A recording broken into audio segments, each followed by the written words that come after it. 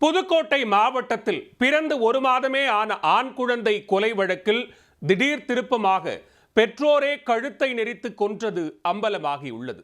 முதல் திருமண வழக்கிலிருந்து தப்பிக்க வேண்டுமென நினைத்து காதலிக்கு பிறந்த குழந்தையை கொன்ற கொடூர சம்பவத்தின் பின்னணி என்ன? பெற்ற குழந்தையை கழுத்தை நெரித்து கொன்ற கொடூர தாய் இவர்தான். போலீசிலிருந்து தப்பிக்க இவர் அரங்கேற்றிய நாடகம் என்ன? புதுக்கோட்டை மாவட்டம் அரிமளம் அருகே கரையப்பட்டி கிராமத்தைச் சேர்ந்தவர் 35 வயதான மோகன். இவர் வெளிநாட்டில் வேலை பார்த்து வந்தார். 2021 நம்பூரணிப்பட்டியைச் சேர்ந்த நிவேதா என்பவருடன் இவருக்கு திருமணம் நடைபெற்றது. சில மாதங்களில் நிவேதா கர்ப்பம் தரிக்க அதன் பின்னர் கணவன் மனைவிக்குள் அடிக்கடி கருத்து வேறுபாடு காரணமாக குடும்ப தகராறு ஏற்பட்டுள்ளது. விரக்தி அடைந்த நிவேதா கணவனை விட்டு பிரிந்து தனது தாய் வீட்டிற்கு சென்று விட்டார். அங்கு அவருக்கு பெண் குழந்தை பிறந்துள்ளது. மோகன் நிவேதா இருவருக்கும் இடையே விவாகரத்து வழக்கும் நீதிமன்றத்தில் நடந்து வருகிறது. இந்த நிலையில் செண்பகவள்ளி என்பவரை இரண்டாவதாக திருமணம் செய்து கொள்ள மோகன் முடிவெடுத்துள்ளார். கடந்த ஒரு வருடமாக இருவரும் கணவன் மனைவி போல தாலி கட்டாமலேயே ஒரே வீட்டில் வாழ்ந்து வந்தனர். இதில் கர்ப்பமடைந்த செண்பகவள்ளிக்கு கடந்த ஒரு மாதத்திற்கு முன்பு ஆண் குழந்தை பிறந்துள்ளது. இந்நிலையில் ஜனவரி 12ஆம் தேதி மாலை வீட்டில் உறங்கிக் கொண்டிருந்த குழந்தை திடீரென காணாமல் போனதாக கூறப்படுகிறது. அதிர்ச்சியடைந்த குடும்பத்தினர் வீடு முழுவதும் குழந்தையை தேடி பார்த்துள்ளனர்.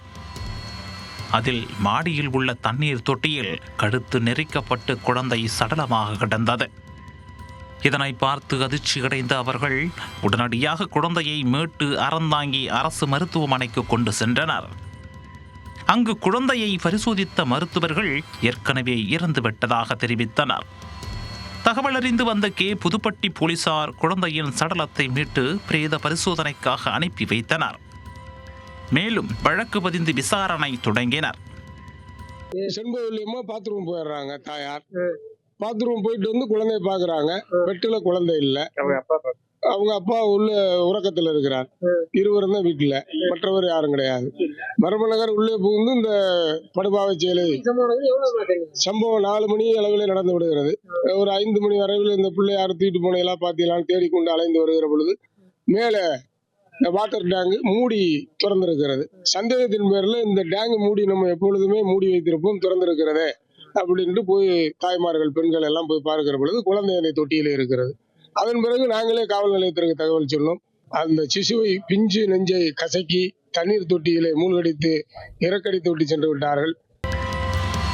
பிறந்து ஒரு மாதமே ஆன குழந்தை வீட்டின் மொட்டை மாடியில் உள்ள தண்ணீர் தொட்டிக்கு சென்றது எப்படி? வீட்டில் மோகன் செண்பகவள்ளி மட்டுமே இருந்த நிலையில் குழந்தை கொலை செய்யப்பட்டது எப்படி என பல்வேறு கோணங்களில் போலீசார் விசாரணையை தீவிரப்படுத்தினர்.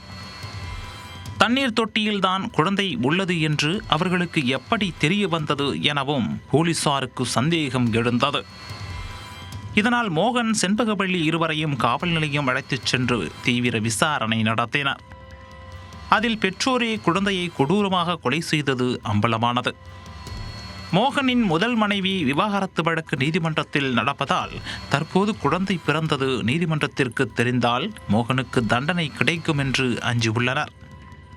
இதனால் குழந்தையை கொன்றுவிடலாம் என மோகன் திட்டமிட்டுள்ளார். வழக்கில் இருந்து தப்பிக்க வேறு வழியில்லை என நினைத்து செண்பகவள்ளியும் அதற்கு சம்மதம் தெரிவித்துள்ளார்.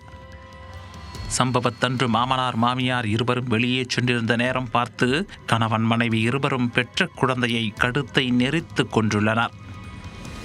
பின்னர் உடலை தண்ணீர் தொட்டியில் போட்டுவிட்டு குழந்தையை காணவில்லை என நாடகமாடி உள்ளனர்.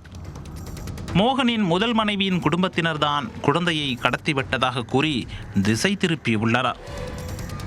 ஆனால் குழந்தை தண்ணீர் தொட்டியில்தான் கிடக்கிறது என்பதை அவர்களே கூற போலீசில் வசமாக சிக்கினர். இதனையடுத்து மோகன் செண்பகவள்ளி இருவரையும் கைது செய்து நீதிமன்றத்தில் ஆஜர்படுத்தி சிறையில் அடைத்தனர். பெற்ற குழந்தையை கொல்லும் அளவுக்கு கொடூர எண்ணம் கொண்ட பெற்றோரை நினைத்து கரையப்பட்டி கிராம மக்கள் அச்சத்தில் உறைந்துள்ளனர்.